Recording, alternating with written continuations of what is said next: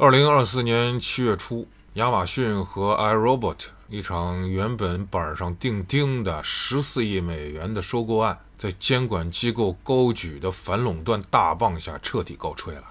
當時誰也沒想到，這個被包裝成保護消費者利益的英勇決定，僅僅1年半後就換來了一場更徹底的壟斷。不是亞馬遜的壟斷啊，是中國品牌的壟斷。這個 iRobot 那可是掃地機器人的老祖宗，最後居然是被自己中國的代工廠給全盤接手了。這事兒想想真是，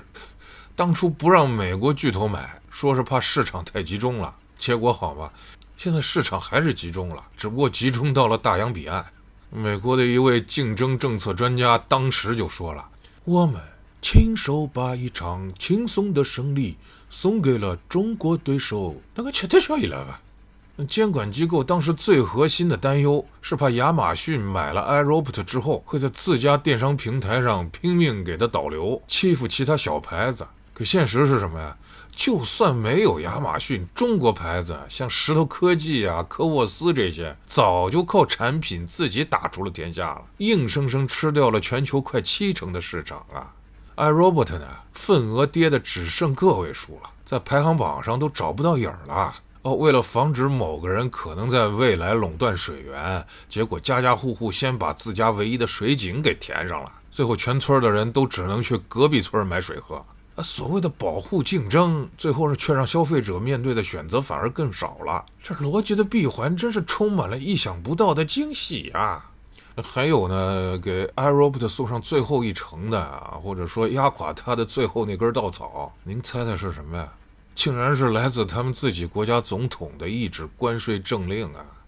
本來為了控制成本， iRobot 早就把生產線從中國搬到了越南了，想着這總該安全了吧？結果一紙政令，對越南進口的掃地機器人加徵46%的關稅。冰棒，哎呦啊，噼里啪啦，提了库了你是冰壳噻！iRobot 在2025年的成本瞬間就多出了2300万美元啊！這对於一個已經連續虧損、現金流乾枯的快冒了煙的公司來說，簡直就是精準的致命一擊啊！當然了，把敗局全怪在別人身上也不公平。iRobot 自己的步子，那實在是邁得太有貴族範兒了，慢得讓人着急啊！中國的對手們已經把掃地機器人做成全能家務基站了。自動洗拖布、自動集塵、自動上下水都快成標配了，捲的是塵土滿天飛啊！那 iRobot 的旗艦產品還在那兒執着於它的單刷頭和視覺導航呢，直到2022年才不情不願地推出第一款像樣的掃拖一體機，那價格嘛還端着鼻祖的架子呢，比別人貴上一大截兒。人家都開上新能源智能駕艙了，你還在賣精心打磨的豪華馬車呢，還同時堅信歷史的經典永不落幕，睜眼看看世界行不行啊？那消費者現實的很，都是用錢包投票的，結果就是營收一路下滑，從高峰跌下來就沒停過。他曾經定義了掃地機器人這個物種，最後卻因為無法適應這個物種進化後的叢林法則，被無情淘汰了。所以最終的結局就充滿了這種時代交替的象徵意味。收购它的不是任何科技巨頭，而是他在中國深圳的代工廠山川機器人。這家公司一邊給他打工造零件裝產品，一邊又是他最大的債主。最後好吧，工錢和貨款也不用結了，直接拿你公司的股权来抵債吧。根據協議，山川機器人免除了 iRobot 大約3.5億美元的債務，然後拿到了這家上市公司100%的股權，讓它退市變成了私人公司。